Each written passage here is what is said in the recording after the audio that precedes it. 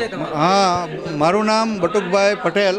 हूँ गरड़ा मंदिर टेम्पल बोर्डनो चूंटाયેલો સભ્ય છું। બટુકભાઈ, સંતો દ્વારા જે વિરોધ સાથે આવેદનપત્ર આપવામાં આવ્યું છે, લંપટ સાધુ અથવા અશ્લીલ હરકત વિશે શું કહેશો?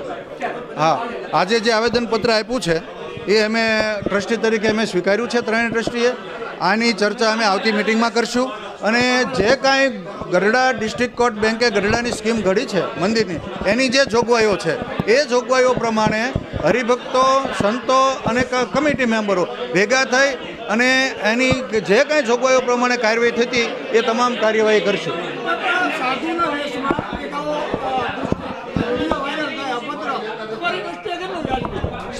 મારી દ્રષ્ટિએ નહીં, સંપ્રદાયની દ્રષ્ટિએ ખરાબ જ વસ્તુ છે, સંપ્રદાયને કલંક લાગે એવી વસ્તુ છે। એટલે મને તો દુઃખ છે, સંપ્રદાયના બધા સંતો હરિભક્તોને દુઃખ હોય।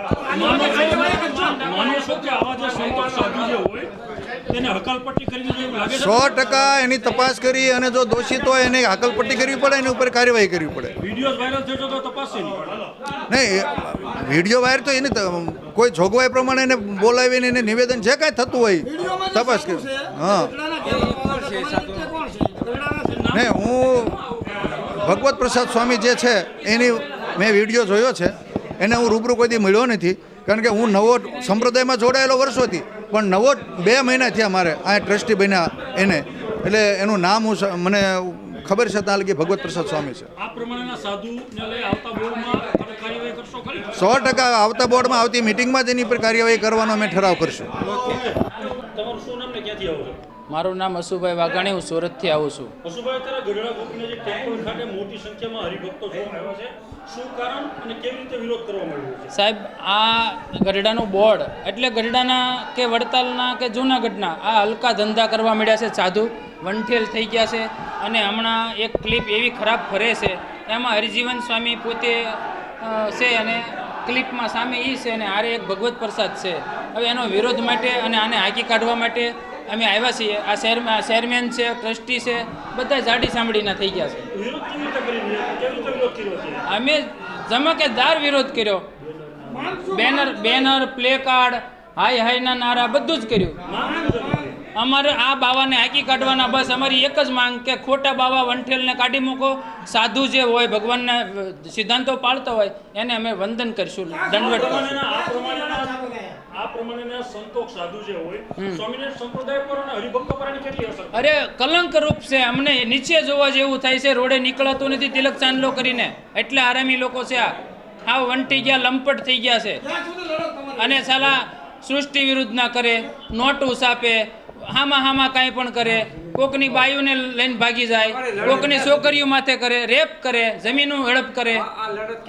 આ નહીં બાવા નીકળે બધા સ્વામિનારાયણ સંપ્રદાયમાંથી, જાણે કે વડતાલ, જૂનાગઢ અને ગઢડામાંથી નહીં નીકળે ત્યાં સુધી અમારી લડાઈ ચાલુ જ રહેશે। આજે આયોજન આવતા દિવસોમાં કેવા કાર્ય? અમે 7 દિવસનું અલ્ટિમેટમ આપ્યું છે, નહીં આપે તો અમે બધી રીતના આંદોલન જોરદાર કરશું। તમારું ક્યાંથી આવો છો? મારું નામ સુહાગિયા ધર્મેશ। આજે અમે સુરતથી આવ્યા છીએ, પણ ઓલ ગુજરાતમાંથી આજે મોટી સંખ્યામાં પ્રતિનિધિ સ્વરૂપે સમગ્ર ગુજરાતના મોટા શહેરમાંથી 1-2 કરીને હરિભક્તો આવ્યા છે, એમાં હજારોની સંખ્યામાં હરિભક્તો આવેલા છે। ધર્મેશભાઈ, ગઢડા ગોપીનાથજી ટેમ્પલ બોર્ડ ખાતે કેટલા લોકો હરિભક્તો આવેલા છે અને કેવા પ્રકારનો વિરોધ શું કારણ? કયા સંપ્રદાયના હરિભક્તો? પૂરા સ્વામિનારાયણ સંપ્રદાયના હરિભક્તો તેમજ સનાતન ધર્મને માનનારા તમામની લાગણીઓને ઠેસ પહોંચી છે, ત્યારે તમામ હરિભક્તો, સત્સંગીઓ, બિનસત્સંગીઓ તમામ આજે ગઢડામાં એકત્રિત થયા છે। એનું કારણ માત્ર એક કે ગઢડા ટેમ્પલ બોર્ડના જે ટ્રસ્ટીઓ તથા તેમના જે કોઠારી ભાનુપ્રકાશ, હરિજીવન, આમના જે દુષ્કૃત્યો બહાર આવેલા છે, એમનો સમગ્ર સનાતન ધર્મમાં તેમજ સ્વામિનારાયણ સંપ્રદાયમાં વિરોધ ફેલાઈ રહ્યો છે અને આમના અત્યાચાર દિન પ્રતિદિન વધી રહ્યા છે। જેમ કે થોડાક સમય પહેલાં ગઢપુર મંદિરમાં સાંખ્યોગી બહેનો એ જ્યારે શોષક્રિયા ઉપર જતા હોય ત્યારે એમના વિડીયો ક્લિપ બનાવી અને આ સાધુઓએ વાયરલ કરેલી એમના સીસીટીવી ફૂટેજ પણ અહીંયા હાલ છે। મુખ્ય માંગ એ છે કે જે અહીંયા દુષ્કૃત્ય કરનાર ભગવત પ્રકાશ અને હરિજીવન બેની જે વિડીયો ક્લિપ જાહેર થઈ છે એમને તાત્કાલિક ધોરણે અહીંયાથી મંદિરમાં સત્સંગમાંથી હટાવો એવી પૂરા સત્સંગ સમાજની માંગ છે. જ્યાં સુધી એ લોકો હટશે નહીં, અત્યારે અમે આવેદનપત્ર આપી અને અલ્ટિમેટમ આપેલું છે કે 7 દિવસની અંદર કાર્યવાહી કરો. અને પૂનમે એમના ટ્રસ્ટીઓની મિટિંગ છે, ટ્રસ્ટીઓ હાલ મળ્યા છે પણ સાધુઓ ભાગી ગયા છે. અને સાધુઓને કહેવાનું એ કે તમે કેમ મીડિયા સામે આવતા નથી અને હરિભક્તોથી કેમ દૂર રહો છો. જ્યારે વડતાલમાં 2 દિવસ પહેલાં અમે આવેદનપત્ર દેવા ગયા હતા ત્યારે ત્યાંના સંત વલ્લભ કોઠારીએ ગઈકાલે નિવેદન આપ્યું કે 1 વાગ્યે હરિભક્તો આવે નહીં, 10 વાગે આવ્યા તો અમે હાજર નહોતા, 1 વાગે આવે તો કોણ હાજર હોય? અરે ભાઈ, અમે તો 10 વાગ્યાના આવી ગયેલા હતા. તમારા ઓન રોડ સીસીટીવીમાં માંગણી નહીં સંતાય તો તમારું આંદોલન ચાલુ રહેશે હટાવવા સુધીનું. માંગણી નહીં સ્વીકારાય તો હાલ અત્યારે ગાંધી ચિંધ્યા માર્ગે અમારું આંદોલન ચાલુ છે. જો માંગણી નહીં સ્વીકારાય તો ભગતસિંહના રસ્તે પણ અમે ચાલીશું. ભગતસિંહ અને અમારા સંપ્રદાયના વીર ભગુજી એ માર્ગે પણ અમે આગળ વધીને આમનો સખત શબ્દોમાં વિરોધ કરશું.